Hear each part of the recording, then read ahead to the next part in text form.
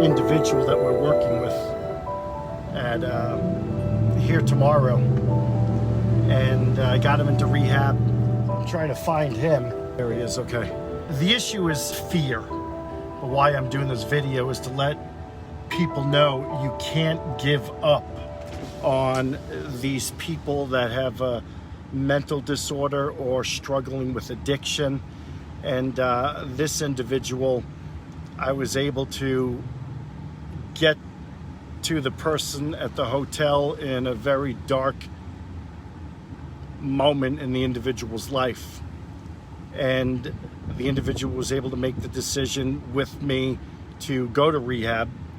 And now detox is over and had everything planned, but the individual fought that, and there's only so much I can do.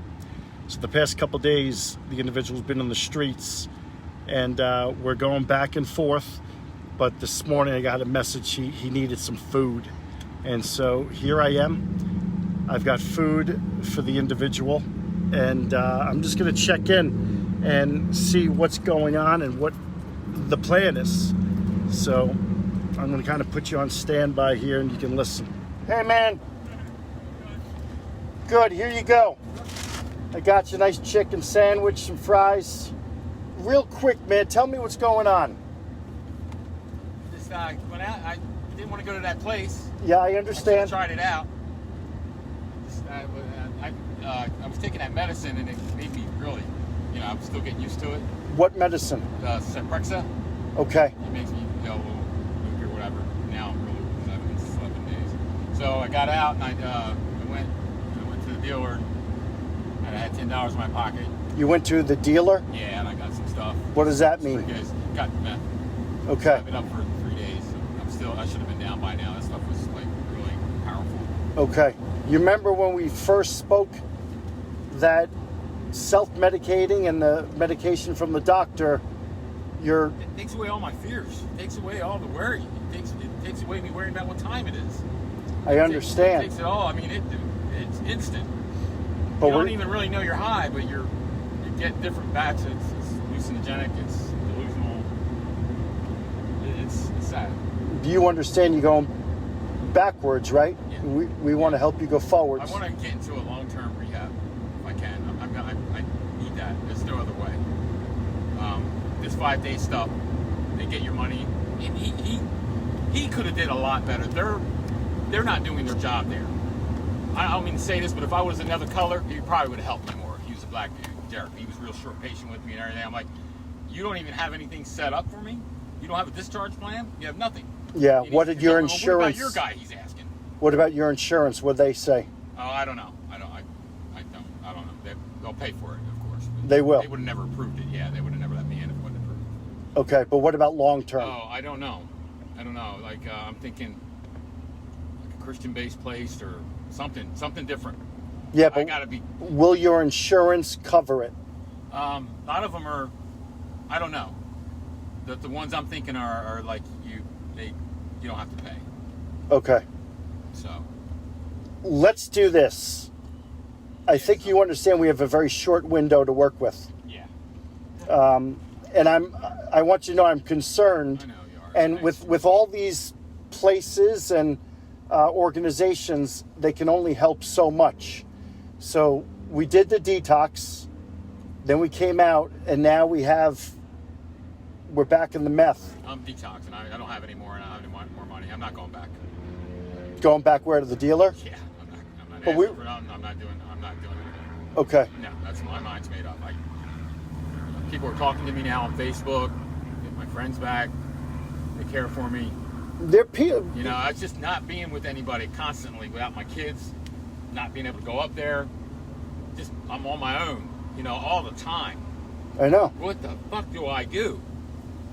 So yeah, I do drugs. I want you to. I don't have a license, and that really is the kick in the ass. I know. I want you to consider something. I want you to think about this.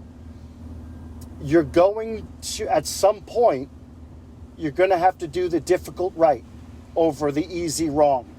Yeah. And that's going to be uncomfortable.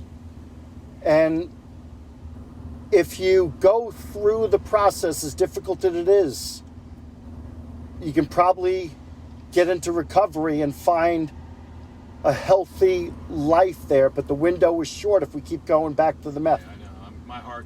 I'm already 25% blockage on my heart. I never had heart problems in my life. I still ride forever. I did mixed martial arts until I was 45.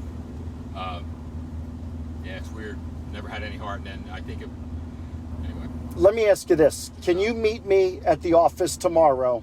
I got to get down there, yeah. You could take a bus. It costs money. I'm not even good at that. We can figure it out. All right. Yeah. And Thank you. what I'd like to do with you there, make some phone calls. I'd like to call your insurance company. Yeah, I have my cards. And you and I could do a little assessment as to where are you and what you're committed to. And with your permission, I'd like to know if I can be a little bit challenging to you, like kind of say, hey, at some point, it can't be all you and your way. I know. I understood what you were saying. Yeah. I want to support you. Right. I got to be workable though. Yeah. Yeah, and I really have a lot of respect for you, and I want to help you. Yeah, thank you. I don't know why, but you do. But because you have to understand, you're not the only one going through this. Yeah. I'm fortunate I've never had to deal with addiction. Yeah. But I've had to make some really tough decisions, and I've had to go through some dark times. I've been going through them though. That's the pain in the like hell. Some more, you know. Your wife don't kill herself, and you wake up and everything's hunky dory. It's like you're fucking beating the shit out of yourself every day, every night. I still think about her. I still sing about her. I still, I mean, it fucks you up. And then everything else on top of what I am, I'm hyper. Yeah. I'm a very hyper guy. I'm very loud and obnoxious at times. It's hard for me to sit in one place, and I don't know how you do it. Last year, you should have saw me. I was ripped. I was over at that gym working out, and I used to do it before. And I'm in there pumping. People are like, man, where'd you get? I'm like, that's just me. Let's get back to it. You know what I wish? I'm worried about it now, but just the point is like, I wish you saw in you what I see in you. And you're in some dark times. It's hard to see it. But listen, I'm not going to let you go. I'm not going to give up unless I have to. Yeah. And there comes a point where I thought it was after I did that. What the hell am I doing? These moves are nuts. Yeah, but you understand where it's coming from. And I understand where it's coming from. Yeah.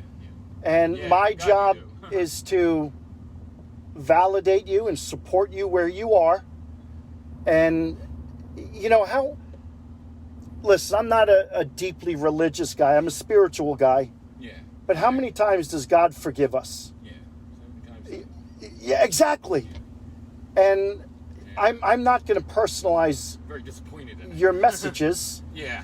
I'm very disappointed in my religious base foundation. Yeah, but you know what? It doesn't have to be a God. It could just be a higher power. It could be a higher purpose. Well, you know what it can be? Differently. You can choose the difficult right over the easy wrong, a healthier lifestyle. Yeah. You could do it for your wife who took her life. Yeah. And then you know what? We set another goal. We do it to get our kids back. Yeah, they're not even answering my text now. You know why? Yeah. Because they're not supposed to right now. Yeah. Right. And you know that. Yeah, I know. And I like that's why I don't say nothing to them. I like what you said to me this morning. You said, and this is huge. You said, I'm starting to think that it's me when all my life it was always everybody else. Yeah. It's like, what the fuck's really wrong with me? Am I that bad?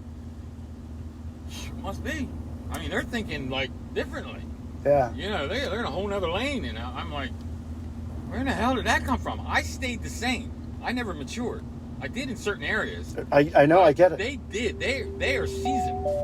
You want to show tough love, but you have to be careful because you want the individual to know that they have support and somebody cares about them. And it might take a long time, but it doesn't matter. The bottom line is recovery is difficult. Getting there is so anyway, in short, I feel proud that I was able to buy the individual a meal, and I feel good that I was able to have a good conversation with the individual. So let's just hope tomorrow I'm able to get the person into the office and we can do some more work.